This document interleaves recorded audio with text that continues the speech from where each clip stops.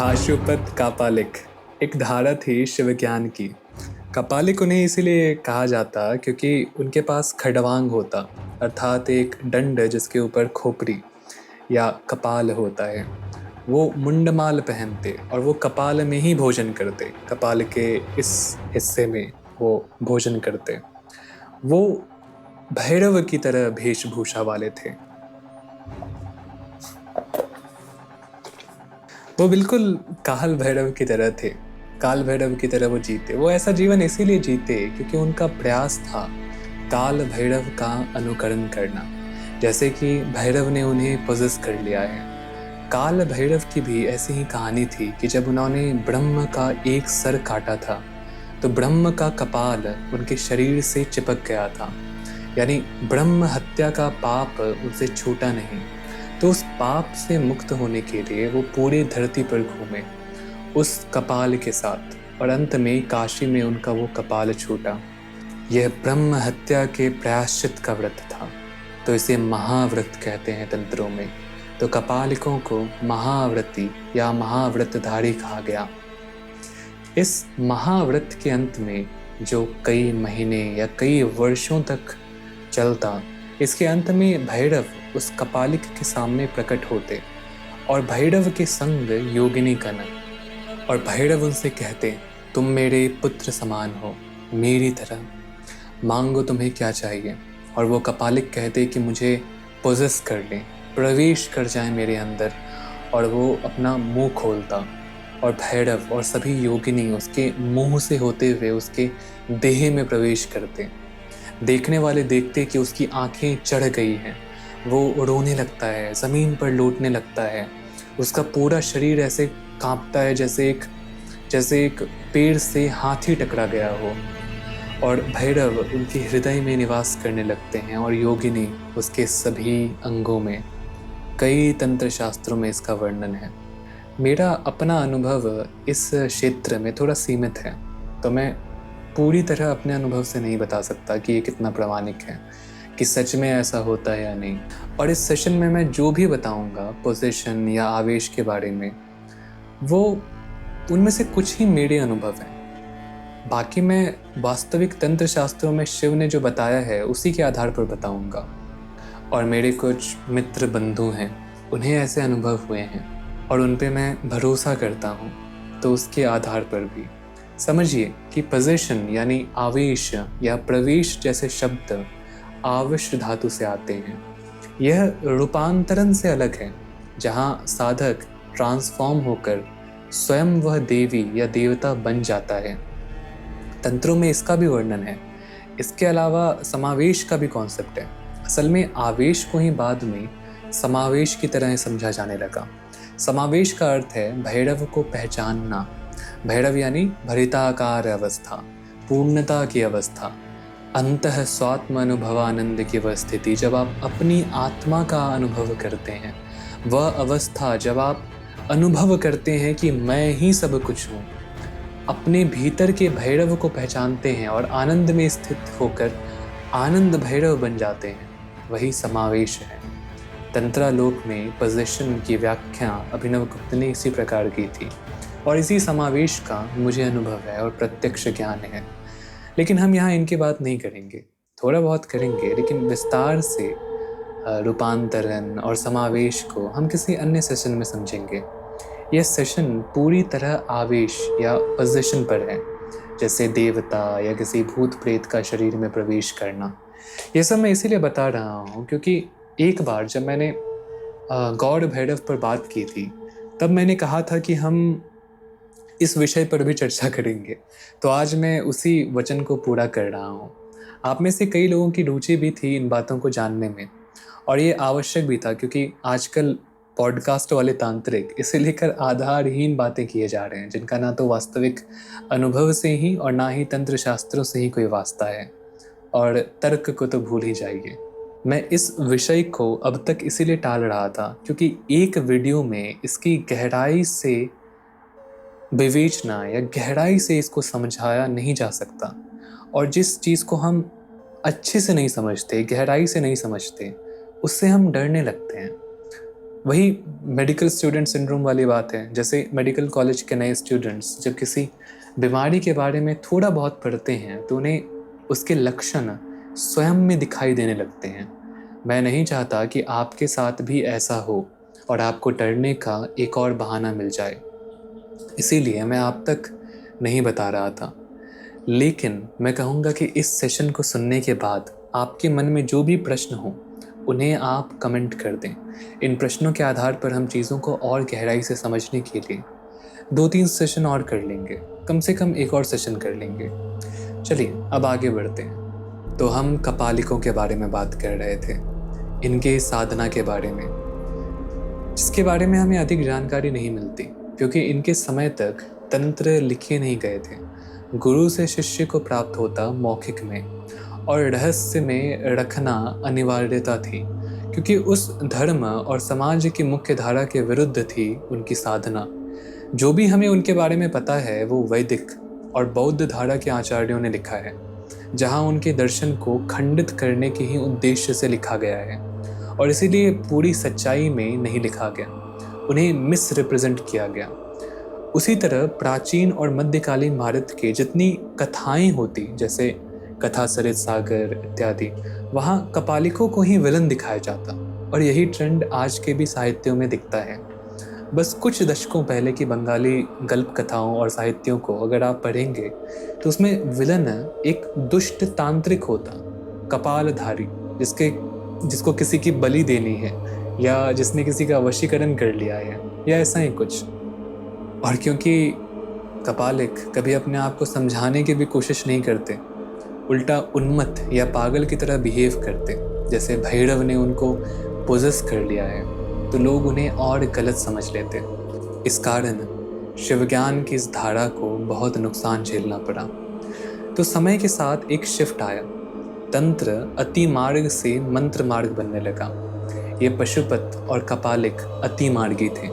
मंत्र मार्ग इनकी तुलना में अधिक सौम्य था और गृहस्थ लोगों के लिए था। जो अति मार्गी थे, कपालिक इत्यादि, वो सन्यासियों के लिए अधिक था और मंत्र मार्ग ज़्यादा प्रैक्टिकल भी था।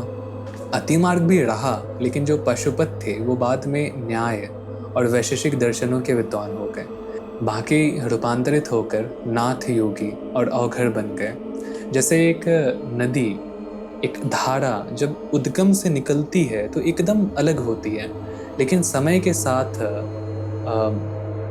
कई और धाराओं के साथ और नदियों के साथ मिलके, कुछ बरसाती नदियाँ, कुछ रीजनल धाराओं के साथ मिलकर कुछ और ही बन जाती है।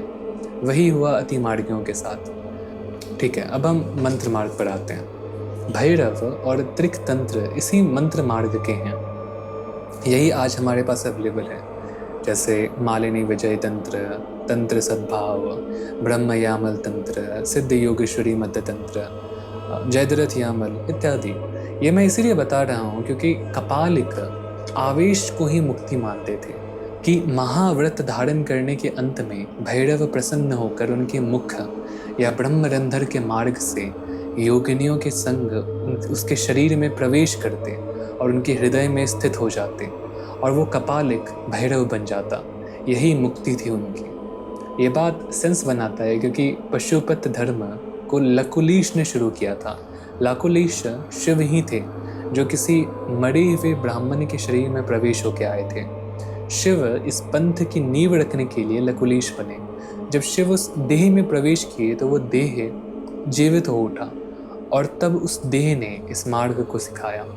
इनका जो आइडिया था मुक्ति का, वो कुछ ऐसा था कि खुद को, अपने जीव को या अपने पहचान को पूरी तरह मार दो, कि भैरव तुम्हारे शरीर को वस्त्र की तरह धारण कर लें। तुम एज एन इंडिविजुअल खत्म हो जाओ, कि उसकी जगह शिव उस शरीर को ले लें और फिर जो वो चाहें करें, जग का कल्याण। तुम एक जीते जागते मूर्ति बन जाओ जिसपे शिव का प्राण प्रतिष्ठा हो गया हो। जो मंत्र मार्ग बना बाद में, उसमें इस तरह से अभिव्यक्त नहीं किया गया था मुक्ति को, लेकिन कपालिकों का वर्णन मिलता। ये जो महाव्रत है इसका वर्णन मिलता है, जैसे ब्रह्मयामल तंत्र इत्यादि में। मगर मंत्र मार्ग में और इन तंत्रों में आवेश एक मामूली सिद्धि के रूप में दिखाई गई थी। इन इन तंत्रों में शिव बताते हैं कि दो प्रकार के आवेश होते हैं, एक स्वस्थ आवेश और अस्वस्थ आवेश। स्वस्थ यानी हेल्दी, जिससे कुछ बुरा ना हो। स्वस्थ आवेश किया जाता है एक पात्र के ऊपर। ये भी दो तरह के होते हैं, एक तो देवता का आवेश, एक प्रेत या इसी तरह के जीवों का आवेश। इन शास्त्रों में विधि बताए गए हैं इन्हें करने के। तांत्रिक अपने हाथों में जल या अक्षत लेता है और जब उसे मंत्रों से अभिमंत्रित करके उसे पात्र पे फेंकता है तो उसमें वो सिम्टम्स शो होने लगते हैं। शरीर कांपने लगता है, आंखें पलट जाती है और वो ज़मीन पे लौटने लगता है इत्यादि। आजकल हर कथा पंडाल में इसकी नकल आपको दिख जाएगी। ऑब्वियसली असली हीरे से 100 गुना अधिक तो हीरे की नकल मिलती है मार्केट में।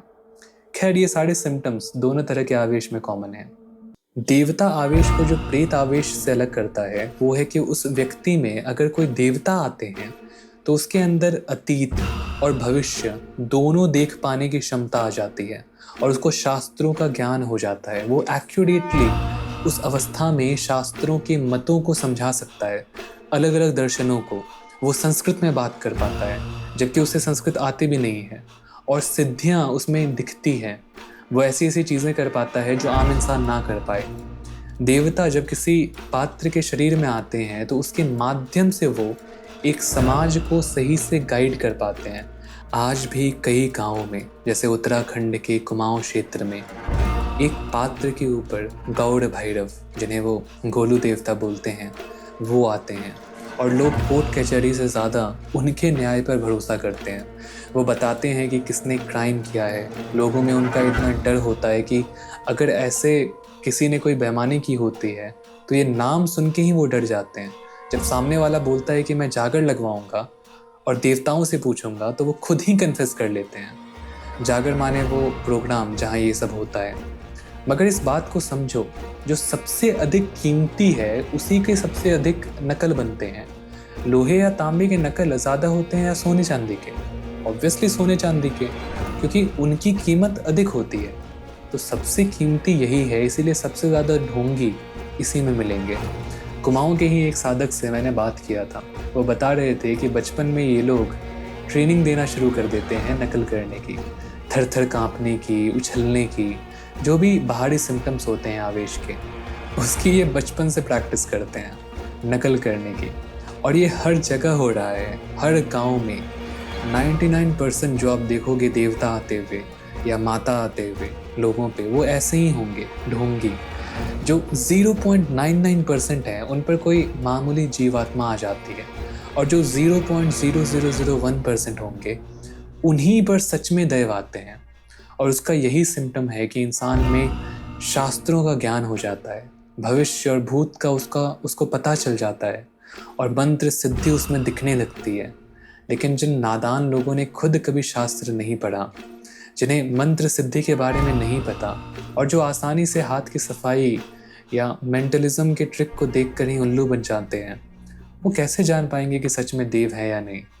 कुछ कुछ दीक्षाएं ऐसी होती है तंत्रों में जहाँ पे गुरु अपने भीतर भैरव को लाते हैं और भैरव दीक्षा देते हैं। इस तरह की दीक्षा में गुरु के अंदर साइंस दिखते हैं रुद्र शक्ति समावेश के, यानी रुद्र की शक्ति से वो पोजेस हो गए होते हैं। ये साइंस होते हैं मंत्र सिद्धि। गुरु सामने डेमोन्स्ट्रेट करता है मंत्र की शक्ति। कभी कभी होता है कि उस प्रक्रिया के दौरान जब साधक आंख बंद करता है तो सामने गुरु उसे शिव के रूप में दिखते हैं। ये वो कर नहीं रहा है, ना उसे सजेस्ट किया गया है, वो अपने आप होता है। किसी किसी को तो आंख खोल के भी दिखता है, मगर साधक के कैलिबर पे डिपेंड करता है कि वो वैसे उन्हें देख पाता है या नहीं। और कुछ कुछ ऐसे साइंस होते हैं जो मैं यहाँ पे नहीं बताना चाहता, वो क्लोज कम्युनिटी के लिए है। कुछ गिने चुने लोगों को जिन्हें मैंने इस प्रकार का दीक्षा दिया है, उन्होंने देखा होगा वो रूप, तो वो समझ पा रहे होंगे। हम बात कर रहे थे कि शास्त्रों में कैसे लोगों पर या एक वेसल पर इस तरह का आवेश कराया जाता है। इसमें आम तौर पर बच्चों को लिया जाता है आवेश के लिए, क्योंकि उनके अंदर अभी तक एक सशक्त अहम भाव ने डेरा नहीं जमाया है, तो उनके अंदर आवेश आसान है। नेपाल जो लिविंग गॉडेस का ट्रेडिशन फॉलो करता है, कुमारी का, वहाँ भी एक छोटी बच्ची में देवी को बुलाया जाता है। इससे याद आया कि मेरे पापा कल मुझे हमारे ही गांव की एक कहानी सुना रहे थे, ब्रह्म बाबा की, जो हमारे कुल देवता हैं, कि कैसे उन्हें एक छोटे से 12 साल के बच्चे में प्रवेश करा दिया गया था। वो बच्चे मेरे दादाजी की ही उम्र के थे। उस समय मेरे दादाजी भी बच्चे ही थे, और इन व्यक्ति का जो डेथ हुआ वो मेरे दादाजी के 13 दिन के जो श्राद्ध था उसी समय हुआ था। तो क्योंकि वो हमारे रिश्ते में थे तो उसकी वजह से श्राद्ध को एक्सटेंड करना पड़ा। एनीवे, तो ये कहानी के गवाह मेरे परदादा थे, देवानंद झा। तो वो जो 12 साल का बच्चा है उसे पापा लाल काका बोलते थे, तो उसे हम लाल ही कहते हैं अभी। लाल के पापा एक तांत्रिक साधक थे। मिथिला के लगभग सभी ब्राह्मण सारे तांत्रिक ही थे। तो उन्होंने ब्रह्म बाबा को उस बच्चे पर ला दिया था, और उसी समय हमारा परिवार एक अदालत के केस में, शायद मर्डर केस में फंस गया था, और ब्लड सैंपल अदालत में पेश किया गया था, जो अगर उस इंसान का निकल जाता जो कि वो था तो फंस सकते थे। तो शायद उसी कारण से ये किया गया हो, ये प्रयोग ब्रह्म बाबा वाला। एनीवे, तो मेरे परदादा लाल जो वो बच्चे थे, और कुछ लोग सिंघेश्वर मंदिर गए मन्नत मांगने, जो हमारे ही गांव के पास है। और बीच में एक नहर था, एक धार, जिसे हेलते हुए पार करके जाना पड़ता, जिसमें कमर से छाती भर पानी होता था। लेकिन उस बच्चे के लिए पानी बस उसके टखनों तक ही था, जबकि वो हाइट में बहुत छोटा था। बाकियों के लिए पानी कमर भर था।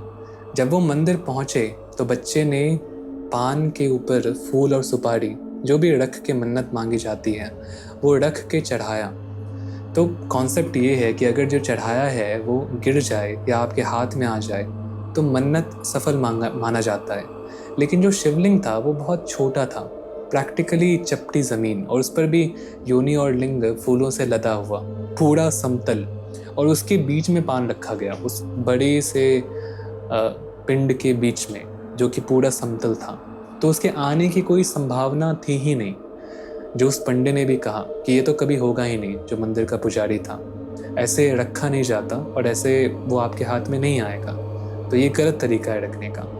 लेकिन सारे पंडे देख के दंग रह गए कि वो पान और फूल स्लाइड होकर अपने आप उस बच्चे के हाथ में आ गया। और अगले दिन अदालत में जो जज था उसने रिपोर्ट पढ़ के सुनाया कि वो खून इंसान का था ही नहीं, वो कुत्ते का खून था, और ऐसे वो केस क्लोज हो गया। ये कहानी मेरी दादी ने भी मुझे सुनाया है और चाचा ने भी। देखा उनमें से किसी ने भी नहीं है, और ये कितना सच है मैं उसकी पुष्टि नहीं कर सकता, पर दादा ने देखा था। खैर, जो दूसरे तरह का स्वस्थ आवेश है, यानी किसी प्रेत जैसे जीव का आवेश, वो भी किया जाता है बच्चों पर, उनसे कोई काम करवाने के लिए, जैसे किसी डिसएम्बॉडीड बीइंग से बात करने के लिए। अब बात करने के लिए कोई शरीर तो चाहिए, तो बच्चे का देह को प्रयोग में लाया जाता है। इससे बच्चे को कुछ नहीं होता, क्योंकि ये स्वस्थ आवेश है, हेल्दी। वहीं जब कोई देवता या कोई योगिनी या कोई प्रेत किसी के भीतर प्रवेश कर जाता है या करवाया जाता है किसी बुरे उद्देश्य से, तो वो अस्वस्थ आवेश है। ये सब बातें अंधविश्वास और मूर्खतापूर्ण लग रही होगी सुनने में।